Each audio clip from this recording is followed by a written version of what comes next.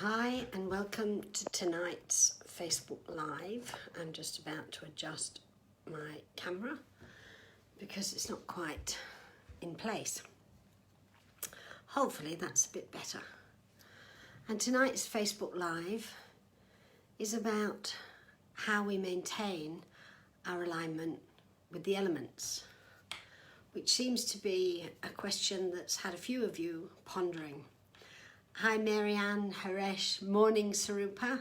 Hi Bronwyn, good to have you joining us. Hi Ola. Hi Anita. I know there's a few people who have asked questions, and I think there's a few people who are wondering if in this Facebook Live I'm going to wear a mask. No, I'm not. I've worked out what I did wrong, so that's not happening. Hi Amanda, thanks for the compliment. Hi Eri, Cynthia, Pia. Nice group. Hi Maria, morning for you.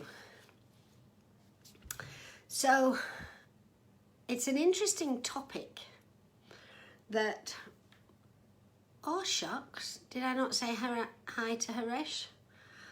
Hi Sonia. Hi Helen. So we've got some regulars and we've got some people that we're not yet getting to know very well, but hopefully we will, whilst we talk about the elements. No Haresh, there is no cat today. I have learned my lesson. Okay, so let's talk about the elements. Before I do, Helen, good morning. I don't know where you are. I know Maria's in Prague. Yumiko and Eri are in Japan. I don't know where you are. But that in itself brings elements into what we're doing, because each country has elements as well. Anyway, I'm going to stop faffing around and I'm going to start talking about the elements. One of the things that we teach with the essential archetypes is that our archetypes are not just archetypes of qualities, but they're also elements. And we have 4 of them. For some of us, each is a different one. Oh, from Dubai, thanks Helen. For some of us, we have 4 archetypes that are 4 different elements. Some of us have 2 archetypes that are 1 element and they've got 1 missing. So what I'm talking about comes from a previous Facebook Live in which we talked about the elements, and people asked afterwards if we could do a bit of a follow-up to see how we maintain our connection and alignment to the elements. So we've got a few questions that we can ask, but first of all I'd like to say that it doesn't matter whether you have 4 different elements, 2 that are the same and 2 separate, or even 2 and 2, which is not that common, but I have known it. What matters is that you understand your elements and how they work. So for example, when we think of our emotions, we think of the element of water. But if your archetype for your emotional body is an earth archetype and you have a problem expressing your emotions, it's not water you need. You need to look at the earth and why the restriction is there around your emotions. Being aligned to the elements each day serves a really positive purpose, because what it does is it ensures that you are connected, first of all, on all levels. Hi Doris. And it also means that you are more likely to be responsive to things that occur as you go through your day. Whereas if the elements aren't aligned within you, if something's off center, hi Clara, if something's off center, then you could prove to be reactive to what's happening as you go through your day. So let's look at some of the questions that we've been asked. And the first one is, what's the importance, benefit, value of aligning with the elements? I've given one. But at a personal level, when we align the elements within us, we're bringing the aspects of ourselves together so that we feel whole. So that as we step forward into our day, we feel complete within ourselves as we begin. We're not stepping forward with a little bit shooting off in all directions, which is never comfortable. And so if you were to take a moment, as you would to do a chakra meditation, but to sit and see yourself bring into alignment the elements within you, what you do then is you bring yourself together. Now, hi Glynis. Now, here's where it gets tricky. Actually, it's simple, but it can appear tricky. If you don't know your archetypes, it doesn't mean you can't bring the elements together. Because we have a physical, emotional, mental body, that's 3 elements: earth, water, fire. Where's the air? Well, fire and air can be interchangeable for the mental body, and people don't always understand that. Most people see the mental body as air because it's our thoughts.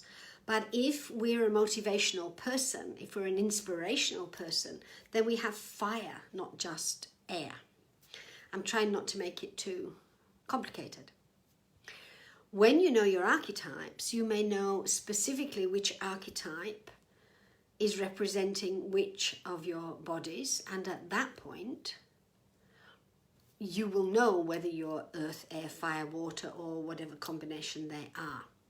And as a consequence of that, you can align the elements more specifically. When they're not aligned, our personal elements are not aligned, if we don't look at what's happening, if we don't address it, then probably some area of ourself is suppressed, or another aspect, another element may be more dominant than it needs to be, in which case that is going to step forward into the day and the other 3 parts of ourselves kind of trail along behind. I hope that makes sense, and if I'm not making sense, please post and let me know. So it's important that we align to the elements, the external and the internal. Thanks, Sarupa. The external and the internal. If we are feeling overwhelmed, the quickest way, if it's possible, is to go out into nature. Now, if you live in the middle of a big city, it's not that easy to go outside and stand on the grass. You may have to travel to do so, in which case it's not your quickest way. But if you have a garden, even if it's only a pocket handkerchief garden, you can connect to all 4 elements in that garden. And I'll talk about that in a moment. So Bronwyn wants to know, how do we know if we're in alignment? What if we're not in alignment? What tells us that we're not in alignment? The fact that we react. That's the simplest and quickest answer. The fact that we react.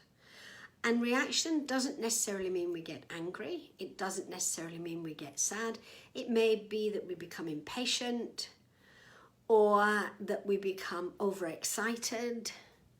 You know, if you hear some good news and you jump up and down and you fall off your tree, that's equally as much a misalignment as getting angry or getting sad.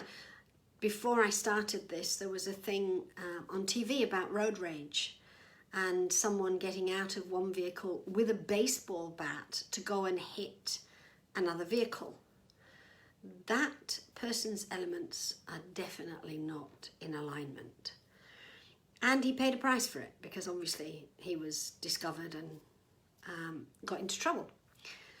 So it's always a good idea to be aligned and to feel our sense of connection within ourselves or through nature. If you're feeling out of sorts, not sick, just off, then you know you're not aligned. I'll come to your question in a moment, Karen. It's a good one. So if you're out of sorts, if you're depressed, and I'm not talking about grief, because grief gives you a reason to be depressed if you're grieving, but if you're just out of sorts, if you're depressed, if you're cranky and you don't really know why, but you just aren't happy with yourself, then you know that you're not in alignment. Is there ever a benefit, Bronwyn asks, to being out of alignment with the elements? No. You've only got to look at nature. When the wind is out of alignment, you can get a typhoon. That's not beneficial to anybody. Helen says she usually goes to the beach. Perfect, because if you go there and you know that it benefits you, you feel better, then what you're doing is, by going there, you are aligning. You don't have to sit in meditation. Something as simple as walking along the sand, or paddling in the ocean, or just sitting in the sun does that for you. It brings that in. Karen wants to know, how can we still be in alignment and feel intensely? There's no reason why we can't feel intensely. It's when we feel too much. There is a real difference there. So when we feel too much, we're overexcited, we're overstimulated, but an intense feeling of joy is quiet. And there's a calmness, there's a peace, there's a serenity, even though there's a deep feeling. Yeah, I think most of us probably spent a lot of time out of alignment, Sarupa. I think you're correct, because we didn't know any better. Now we do. And yes, Helen, it is amazing. Nature is a natural cleanser, and it doesn't get stuck with our stuff. I'll just pop that in there. When it's doing that work, it's healing. It doesn't get stuck with our stuff. Okay, so Orla says he's staying aligned with the elements simply about using a daily meditation to do so. You can use a meditation, yes. You may decide to sit in meditation and call in all 4 elements. Or you may, that's if you know you've got all 4. Or you may, if you know what the elements within you are, simply call on the elements you know you have. Of course, if you wanted to do it at a higher level, I'd suggest that you sat in meditation and you called on the element of ether, which is spirit, to help you balance the elements within you. Because then if you don't know what they are, it doesn't matter.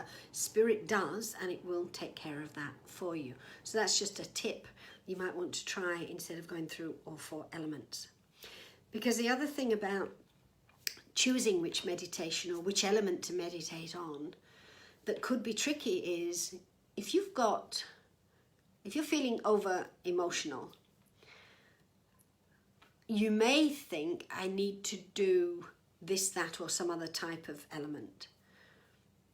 It may be that you need to meditate on water to calm it down. It may be that you need a different element, and you don't know. So by calling in ether, that takes care of that. Helen says, how do we know if we have all 4? You know if you have all 4 if you know what your archetypes are. You know if you have all 4 if you know astrologically what your sun, your moon, your rising sign, and your prenatal eclipse are. Because all 4 of those also have an element. So that's how you do that. And if you don't know what the archetypes are, Helen, drop me an email or message me and I'll come back to you about that. Hi Wendy, nice to see you. And she says, lovely to see you and to be with ether and water and maybe more. I would say so, yes, it's fun. Okay, as ether is the joy of the four elements combined, is a lack of joy a sign of not being aligned with the elements? It's not a lack of not being aligned with the elements, it's a sign that one of your elements is not aligned. Ola says, and I'm going to have to get you to keep typing this, when I've felt overwhelmed, I've had a feeling to go into the garden and do something fizzy. See more. Fizzy. I think you're saying do something physical. You don't even need to do anything. If you feel overwhelmed, just go and sit in nature. If you want, in your case, Ola, go into the garden and just sit down. Or stand and rest against the wall or a tree. Or it's about being, it's not about doing. So if you don't feel aligned, just go and be in nature and you'll start to feel everything settle down and make sense again. Because it's about being. Our elements are about our being, they're not about our doing. Okay, good. Hope that helped. Glynis says that I've said that we need to be aware of how we affect the people around us, which we do, because that's our elements going out into the world. And that we need to take responsibility for the energy that we put out. Yes. And it's good to see what sets us off balance, what triggers us emotionally and mentally. That's true. If we know something has upset us, we know we've been set up to learn something. Therefore, ignoring it means it's going to keep upsetting us until we learn it. Yes, Ola, it's a lot less effort than digging beneath the surface to find out what's what. However, if there's a strong reaction within us, such as the guy with road rage, that's deep-seated. That's not of the moment. That's an energy that's been suppressed. It's fire energy, road rage, that's been suppressed and suppressed and suppressed until it can't be contained anymore. And you may need to go digging for that. So if you have a button, first of all, identify, is it emotional? Is it mental? Is it spiritual? Because we all have hidden mindsets and we all have unconscious beliefs and they can affect every area of our life. So it's good to know what that might be. So what's the best way of taking the emotional pulse if it's an emotional one? In terms of the elements, Glenys says, is it simply a case of feeling which is predominant and which is being suppressed, which in itself is a judgment. If you sit, and this is where ether is so powerful, if you sit and you feel your energy and you call in ether to help you to be aware of the balance of the elements within you, you'll know which one is needing more alignment. At that point, don't assume that, for example, oh, it's water, so I'd better do water. Do as I said earlier, ask to be shown what element is needed to bring about an alignment and an inner balance. And then you'll feel as though you have an understanding of what's going on with you emotionally. Referring back to what I was saying about going into the garden, Amanda said, is it also that we can ground our energy with violet flame in the earth? Yes, you can, but not if you're doing it to align without knowing what you're aligning. What you're doing in that case, Amanda, if you don't understand what's out of alignment, you're assuming something needs transmuting, because that's what the violet fire does. And it may not need transmuting. It may simply need balancing. That's why sitting with ether is good, because ether will always show you. Okay, so Sonia says, what can we do when we step out of our alignment apart from meditation? Well, I think we've talked about that. You can go and stand in the garden. If you live in a city and you don't have a garden, but you have plants that you grow in the house, go and touch the soil that the plants are in. Don't go and touch the plant, because you don't want that energy to get onto the plant and cause a problem for the plant. But put your hands gently on the soil in which your plant is held. And that's the same as going out into nature. Or visualize yourself, sit and visualize yourself going to somewhere in nature that's a perfect place for you, a place that you love. Imagine that you're there. Imagine that you're being there. Some of us, when we went to Andorra, went into a forest and there was a stream.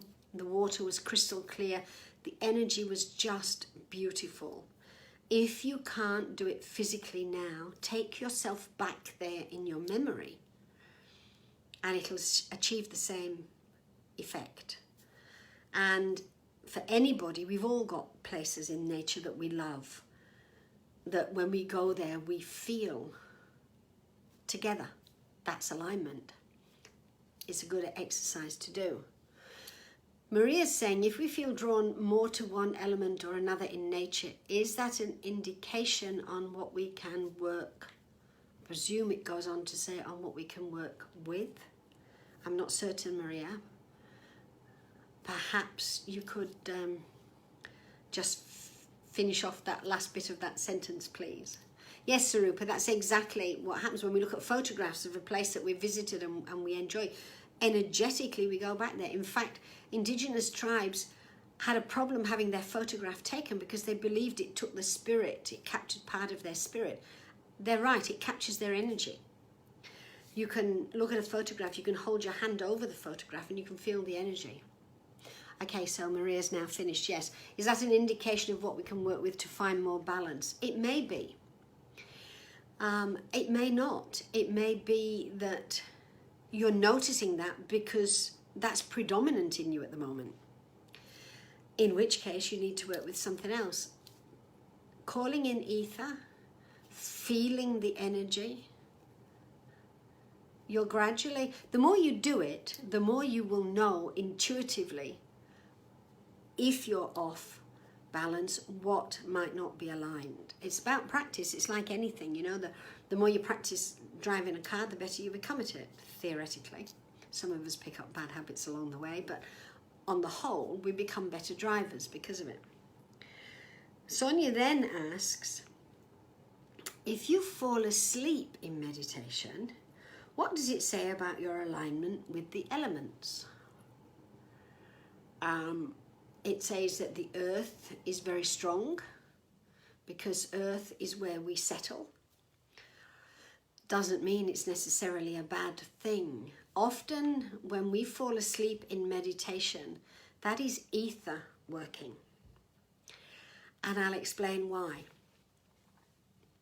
If spirit is trying to guide us in a particular direction and we have a hidden mindset or an unconscious belief that will block it, then sometimes what will happen is we will be tipped over the edge of meditation into sleep to allow our guides or our soul or our higher self to come in behind and plant a few little seeds, nothing too startling, that will enable us gradually over a period of time to become less resistant and be willing to be open to whatever it is that Spirit wants us to see. It can simply be that physically we are very tired. In other words, we've not taken care of our physical body, the earth element, which is what we are. It can be a resistance. Only you will know. So the more you ask of your guidance, if it happens to you, without judging it, the better it is. Okay, why do we need to keep the alignment with the elements? Well, I think we've already covered that, because it helps us to maintain our sense of self. The final piece about that is leading into the question that Pia and Haresh have asked: how are the elements affected by mass consciousness? In actual fact, it's a two-way street. If we are not aligned, if we allow ourselves to walk about totally not aligned, then we have elemental energy from each of our elements shooting off in all directions.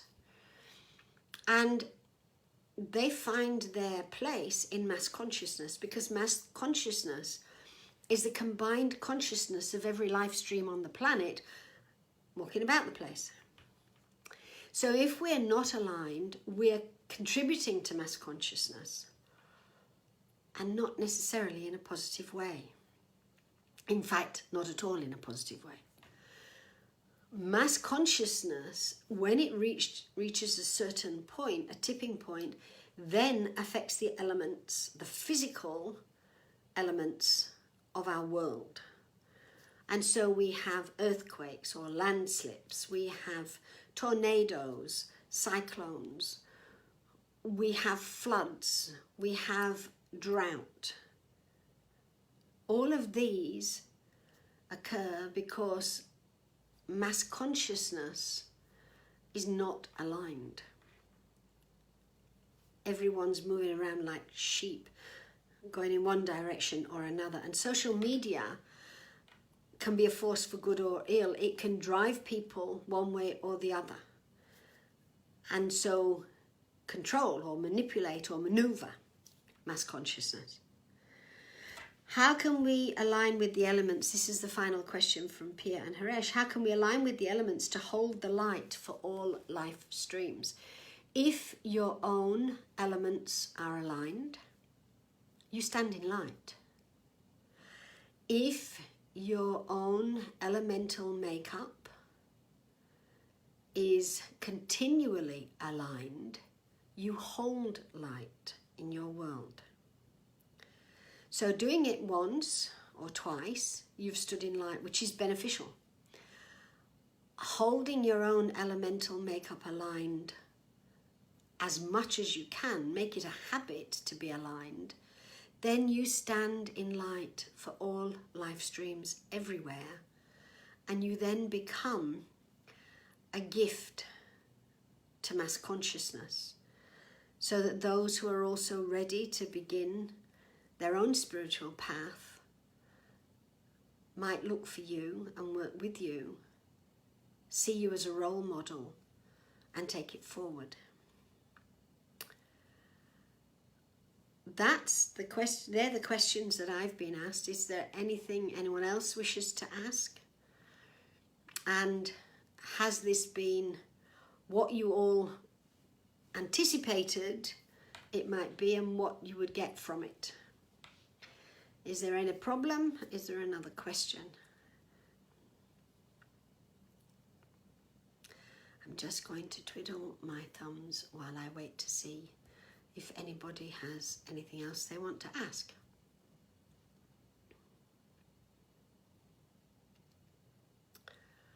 Okay, then it seems that all of you are quite full. That's good. That's good. I'm glad it's helped you all. Oh, Karen says, can there be soil ground that shouldn't be connected to? Yes, there is. And I'll ask that, and Sarupa, I'll answer yours as well. If you know that there is a place where something truly awful has occurred, do not go and stand there. After World War II, 25 years after World War II, a group of people went to Auschwitz. there was a fence around where the camp had been. So they couldn't get in, and they stood around the fence and they looked at the ground, and there was not one blade of grass growing. 25 years later, nothing existed in that place. The people that were there stood around it and sang, said prayers, and then they left. I believe it's now a place that has housing, and they've used it to positive purpose, which is great. But if there is somewhere where something truly awful has occurred, do not go and stand there. Send light, send love. Absolutely. So let me come back, because that was Karen's, and I hope that's answered your question, Karen. Sarupa says, are spirit and ether the same? No, ether's the element. Spirit is the consciousness. So I hope that clarifies for you. Helen says she doesn't know why, but when she's indoors, she can't wait to get out. I can understand that. However, sometimes we need to be indoors. So if you can't wait to get outside, I would say something within your earth element is trying to give you a message. I'd have a look and see what that's saying. Yes, Wendy, ley lines carry energy. So Helen, when she travels, just wants to be by the sea and nature, because that's where you recharge. Your energy recharges, all the elements within you are recharged in that place, but you also align there. And so going there and doing that is the best thing that you can do for yourself. Anita says, what can we do to assist when we know or hear of earthquakes and hurricanes? Send pink bubbles, because pink bubbles are acceptance, and acceptance contains all 5 elements. So send pink bubbles when you hear of anything that's a natural disaster based on the elements that are out of control. Wendy says, cows know where to give birth, as do sheep and horses and other animals, indeed. And they know, as do some animals, where to go when it's time to die. They take themselves off somewhere for that. I don't know what the rest of your statement was, Wendy. I got beautiful world. What? See more. I can't see the rest. Yes, some places do feel like soul homes, Wendy. Absolutely. We've all got places like that. And when it feels like a soul home, that's all of our elements in conjunction with our spirit and ether. And that's why it's so powerful. Wow, some great questions and some great comments. Yes, water does carry energy, as does fire, as does wind, as does earth, as do we. So if we can align ours, we make it so much easier for the elements in the world to be aligned to. So there you go. I hope that's been of interest and benefit. I'm actually going to go now. Oh, just a moment. Just a moment. I have to answer this one. Helen says, I'm Aries. Husband is Taurus. Taurus Gemini. I want to be outdoors and he just wants to be indoors. Well, that's interesting. That's partnerships for you. It's more than just that he's your Aries and he's Taurus. There's a few other things going on there. But what's happening is, instead of balancing each other, it looks as though you're rubbing up against each other. And there'll be a reason for that. And it's always constructive. So if you want to message me, I can have a look at it tomorrow. So Rupert says, are we or could we... Is that the point and aim? I can't understand what you're saying, Sarupa. Are we or could we? Is that the point and aim? The consciousness of our elements like ether and spirit to what? Could we direct the consciousness of our elements? No. If that's your question, no, you don't direct the consciousness of your elements because you're sending them out into the world. What you do is you send pink bubbles, because if you send your own elemental energy out into the world and you are not ensuring that you recharge regularly, you will burn out. So ether and spirit is not the same. Our spirit and ether are not the same. That's a whole deep conversation. So I'm going to leave that one for you all to ponder. How about that? I hope you've enjoyed it. I have. It's been great questions. You've really pulled my head out in all directions, which is good. And I look forward to the next time.